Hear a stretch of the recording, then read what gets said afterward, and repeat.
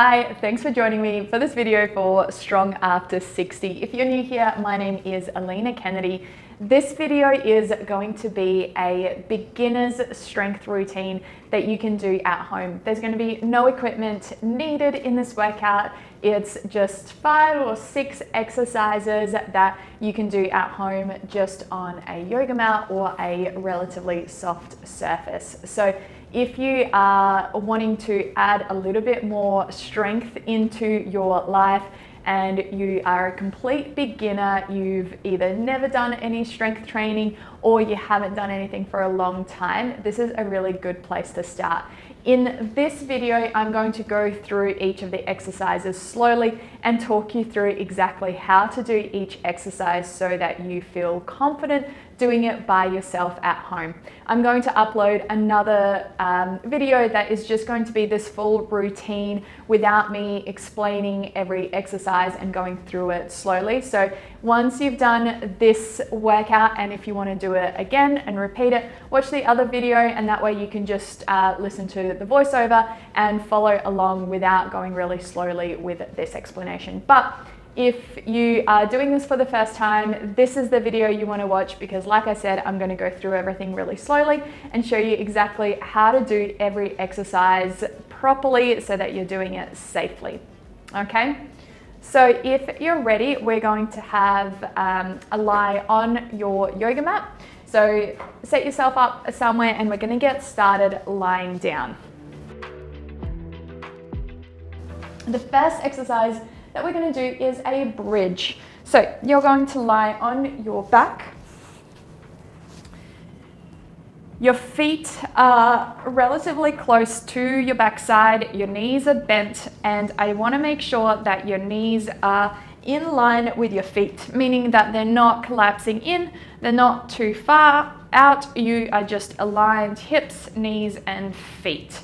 From here, you're going to lift your hips up into the air and really lift up as high as you can, using your glutes, these butt muscles, to lift you up, and then come back down, tap the floor, and lift back up again.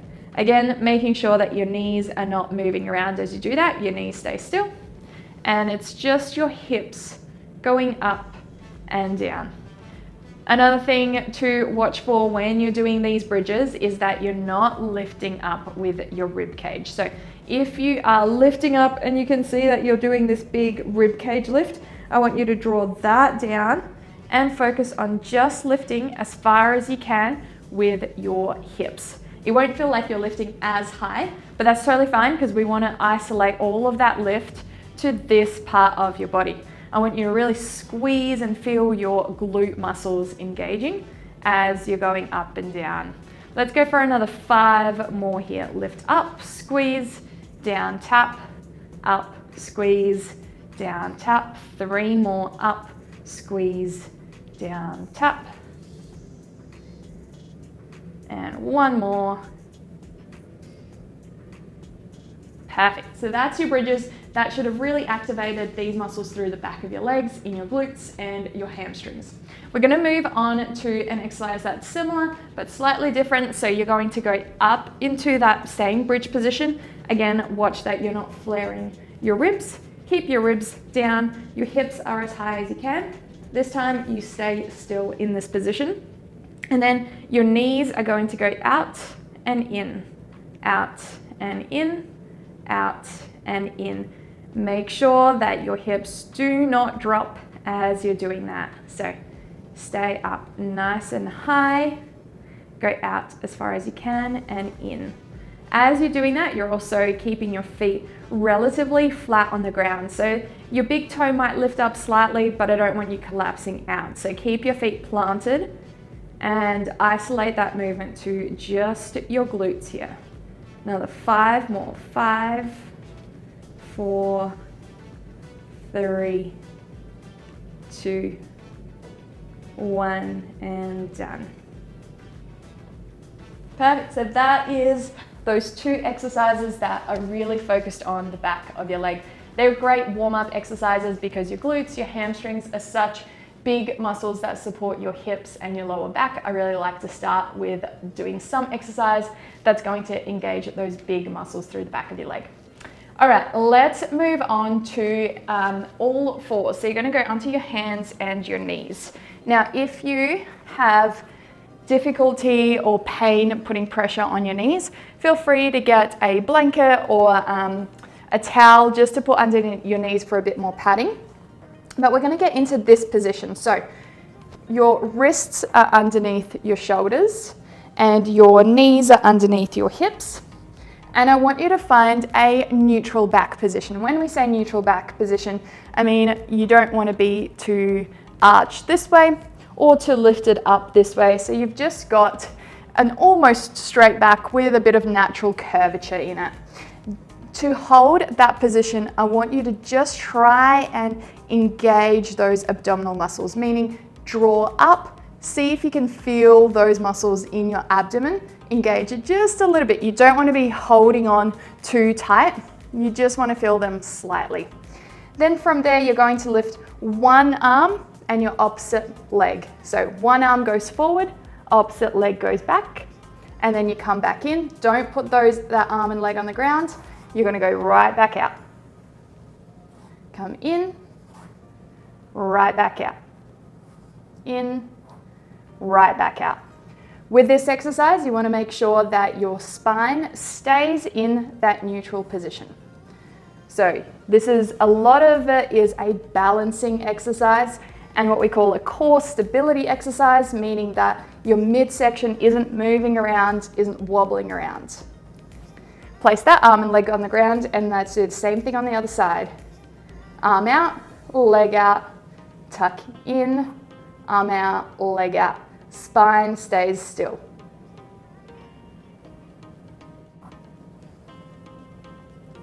Let's go for 5 more here. 2, 3, remember your core, engage your abdominals. 4, and 5. And that's done with that one. All right, now we are moving on to a side plank. By the way, if you ever need to stop, pause, grab a drink, take your time, feel free to do that. There's no rush with it. Beauty of doing an exercise like this at home is you control the pace. So if you need to pause the video and grab a drink, do so. And then when we're ready, we are going to go into a side plank. So for a side plank, you're going to get your elbow underneath your shoulder to start with. So this is your starting position. I'm going to have you bend both knees and tuck them in. From here, you're going to lift your hips up as high as you can, then come back down, tap the floor. Don't rest, just tap and then lift right back up. Tap, lift up, tap, lift up, tap, lift up. The goal is to get your hips up as high as you can every time. 5 more here. 1, 2, 3, and 4, and 5. Perfect, that's that side down. You'll see that this is a shoulder exercise and a hip and abdominal exercise. You should be feeling a little bit of everything engaging as you do that. And then of course, we're gonna go over to the other side, do the same thing. So, elbow goes underneath your shoulder. You're going to bend both knees, tuck that elbow in, and then from there, you're lifting your hips up as high as you can. Come back, tap, and go again.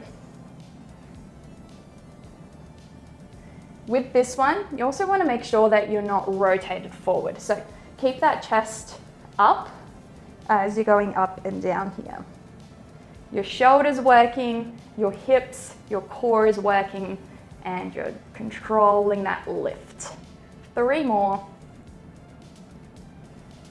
2, and 3. Done. That's all the floor stuff. We're going to stand up and do a couple of things standing up now. All right, for the next couple of exercises, we're up next to a wall. So we're going to start off with a wall push-up. For this exercise, you're going to place your hands just slightly lower than your shoulders, at a little bit wider than your shoulder distance apart. And then you're going to take a big step back. You're on your tiptoes on the ground here. And then from here, you're going to aim to get your nose towards the wall. So engage your midsection, press into the wall, press out. Your elbows are going out as you do that. And your lower back, your entire spine, in fact, is staying straight. So your whole body moves in, your whole body moves out. The closer you are, the easier it is. So if you come in nice and close, that's going to be easier. If you step back further and lower your hands further down, that is a lot harder. So find that in-between point where it's challenging but doable. Let's do 5 more here. Press in, press out. 3, 4, and 5. That's wall push-ups. And we're going to finish off this set of exercises today with a single leg lift and reach. So you're going to hold onto the wall, very slightly lift your toes off the ground and tilt forward, then lift up. You're holding that position, keeping your toes off the floor. Reach forward and up.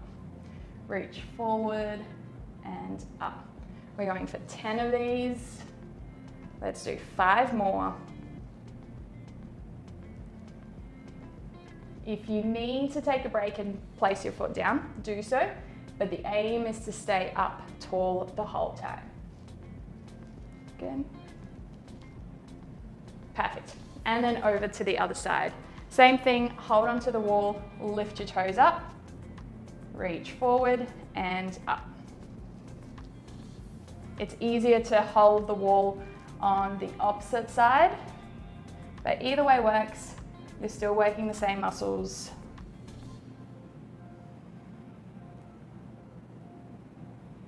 Five more.